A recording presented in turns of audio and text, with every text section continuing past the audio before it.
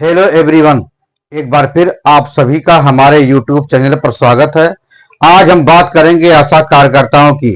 आशा कार्यक्रम 2005 में राष्ट्रीय ग्रामीण स्वास्थ्य मिशन के तहत शुरू किया गया, जो भारत में स्वास्थ्य सेवा की कमी को पाटने के 2 दशकों का प्रतीक है। लगभग 10 लाख आशा कार्यकर्ता सामुदायिक स्वास्थ्य देखभाल की जरूरतों को पूरा करने और जागरूकता बढ़ाने में महत्वपूर्ण भूमिका निभाती हैं। उनके योगदान के बावजूद उन्हें कम वेतन मिलता है, उनसे ज्यादा काम लिया जाता है और नौकरी की सुरक्षा की गारंटी भी नहीं होती है, क्योंकि उन्हें सरकारी कर्मचारियों की बजाय स्वयंसेवकों के रूप में वर्गीकृत किया जाता है। उनके पारिश्रमिक का अंदाजा लगाने के लिए आशा कार्यकर्ताओं को केंद्र सरकार से प्रति माह 2000 रुपया और अलग अलग राज्य योगदान के साथ कार्य आधारित प्रोत्साहन दिए जाते हैं। आशा कार्यकर्ताओं को चुनिंदा सामाजिक सुरक्षा योजना में शामिल किया गया है, लेकिन उन्हें पेंशन, ग्रेजुटी और कार्यस्थल सुरक्षा नहीं मिलती है।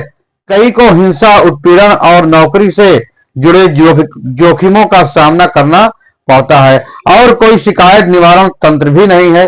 वर्षों के विरोध प्रदर्शन से ग्रेजुटी, वेतन वृद्धि जैसे छोटे लाभ हुए हैं, लेकिन केंद्र सरकार का वित्त पोषण कई वर्षों से अपरिवर्तित रहा है। आंध्र प्रदेश, केरल और तेलंगाना जैसे कुछ राज्य अतिरिक्त वेतन प्रदान करते हैं, लेकिन आय अपर्याप्त रहती है। आशा कार्यक्रम भारत की स्वास्थ्य सेवा प्रणाली के एक महत्वपूर्ण लेकिन कम मूल्यांकित स्तंभ का प्रतिनिधित्व करता है। पिछले 2 दशकों में आशा कार्यकर्ताओं ने ग्रामीण समुदायों में मातृ देखभाल, टीकाकरण और आवश्यक दवाइयां प्रदान करते हुए अग्रिम पंक्ति के स्वास्थ्य कार्यकर्ताओं के रूप में काम किया है। अपरिहार्य होने के बावजूद उन्हें कम प्रोत्साहन आधारित वेतन मिलता है और नौकरी की सुरक्षा, कार्यस्थल सुरक्षा या सेवानिवृत्ति लाभों की कमी होती है। हालांकि आशा कार्यकर्ताओं को असुरक्षित वातावरण में काम करते हुए खराब वेतन और शोषणकारी परिस्थितियों का सामना करना पड़ता है।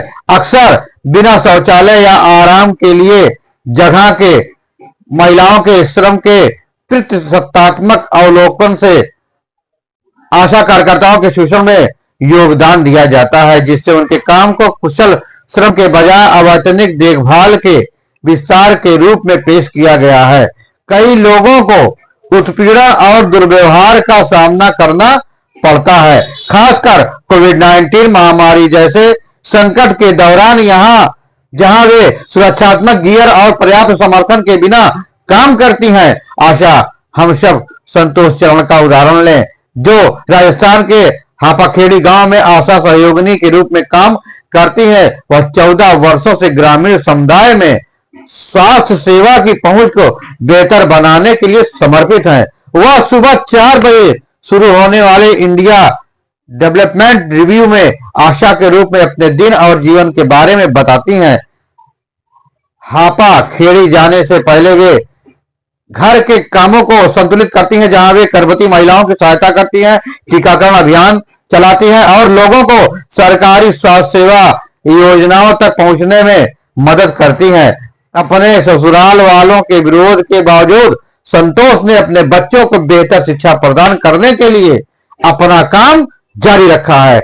वित्तीय संघर्षों, कार्यस्थल पर भ्रष्टाचार और घरेलू दुर्व्यवहार पर काबू पाकर वे महिला अधिकारों और स्वास्थ्य सेवा सुधारों की एक मजबूत वकील बन गई हैं, जिन्होंने एक भ्रष्ट डॉक्टर को उजागर करने में महत्वपूर्ण भूमिका निभाई, जिसके कारण आधिकारिक जांच और नीतिगत बदलाव हुए।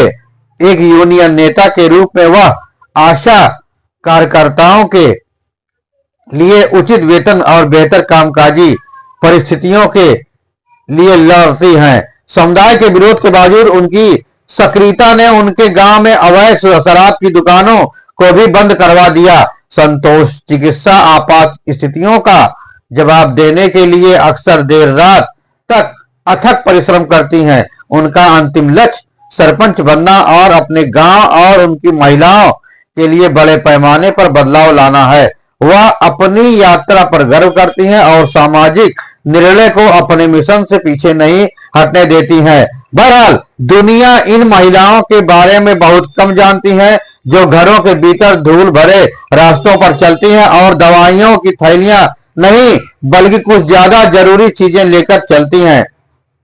आशा कार्यकर्ताओं को मान्यता देना और उचित मुआवजा देना न्याय संगत और प्रभावी स्वास्थ्य सेवा प्रणाली सुनिश्चित करने के लिए महत्वपूर्ण है। इसलिए सरकार को चाहिए कि आशा कार्यकर्ताओं का मानदेय बढ़ाकर इन्हें भी प्रतिदिन के हिसाब से उचित भत्ता दिए जाए, जिससे इन्हें मेहनत के हिसाब से आर्थिक लाभ मिल सके। आपको यह खबर कैसी लगी? फिर मिलेंगे नई जानकारी के साथ, नई खबरों के साथ। तब तक के लिए जय हिंद, वंदे मातरम।